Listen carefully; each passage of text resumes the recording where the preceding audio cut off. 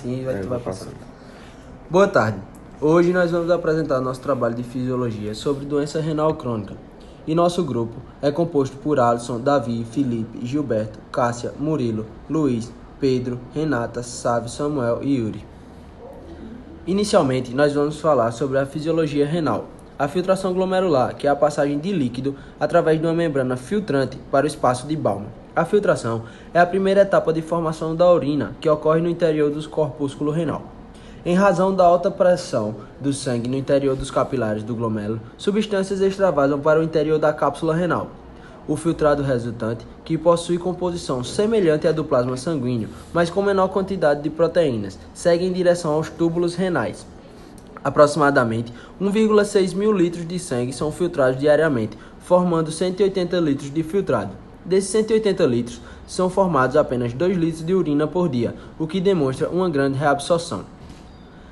E é na reabsorção que algumas substâncias do filtrado são reabsorvidas para o sangue. Estima-se que 65% do total do sódio e água presentes no filtrado sejam reabsorvidos no túbulo proximal.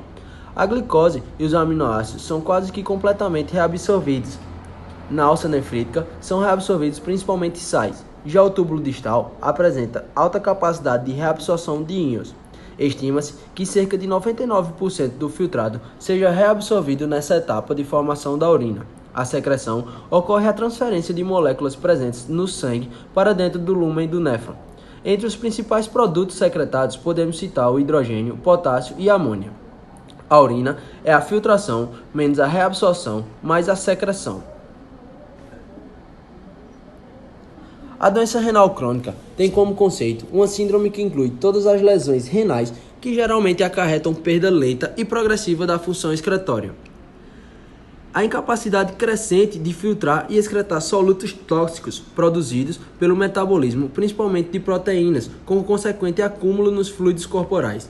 A lesão presente num período igual ou superior a 3 meses, definida por anormalidades estruturais ou funcionais do rim, com ou sem diminuição da filtração glomerular, evidenciada por anormalidades histopatológicas ou de marcadores de lesão renal, incluindo alterações sanguíneas ou urinárias ou ainda de exames de imagem.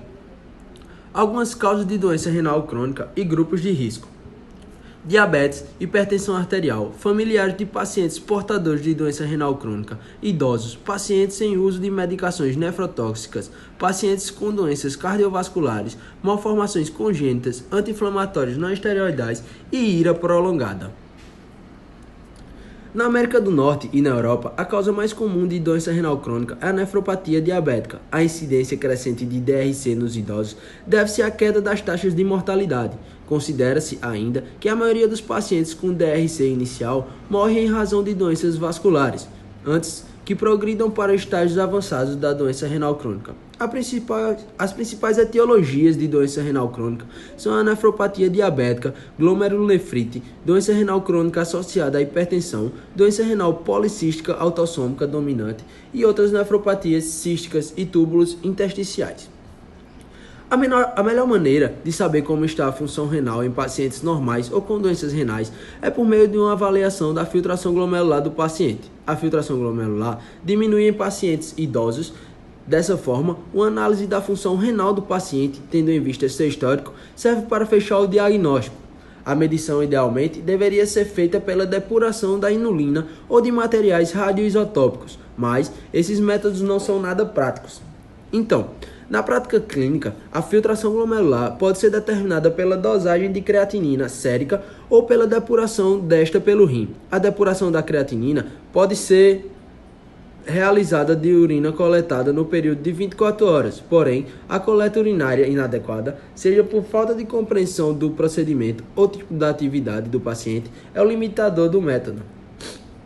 Mais recentemente, as diretrizes preconizam que a filtração glomerular pode ser estimada a partir da dosagem sérica da creatinina, aliada a variáveis demográficas, tais como idade, sexo, raça e tamanho corporal.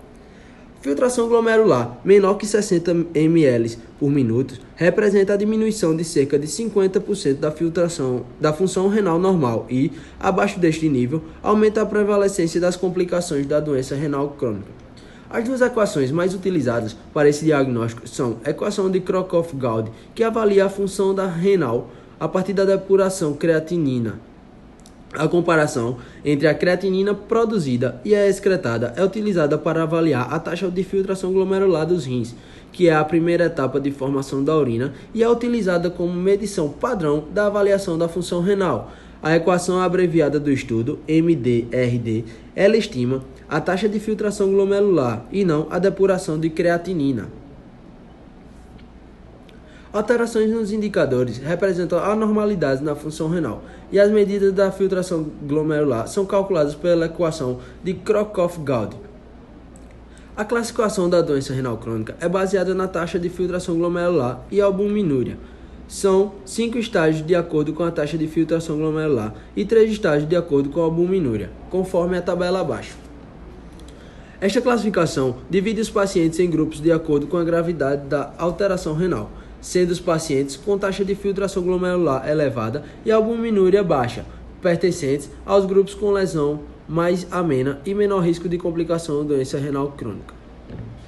Em suma, a perda de néfrons e a hipertensão glomerular que se instala nos néfrons remanescentes é um mecanismo adaptativo e essencial para manter o equilíbrio do organismo, mesmo em fases avançadas da doença renal crônica. Entretanto, a mesma hipertensão glomerular é o evento inicial que, a longo prazo, irá destruir o néfron, causando mais perdas dessas estruturas e aumentando ainda mais o fluxo de sangue e a hipertensão glomerular das unidades remanescentes. Dessa forma, cria-se um ciclo vicioso até a perda total dos néfrons, mesmo que o insulto original que causou a perda dos néfrons no início do quadro já não esteja mais presente. O tratamento dos pacientes com doença renal crônica requer o reconhecimento de aspectos distintos, porém relacionados, que englobam a doença de base, o estágio da doença, a velocidade da diminuição da filtração glomerular, a identificação de complicações e comorbidades, particularmente as cardiovasculares. Alguns procedimentos médicos são a hemodiálise, a diálise peritoneal, a hemofiltração e a cirurgia, que é o transplante renal e o uso medicamentoso.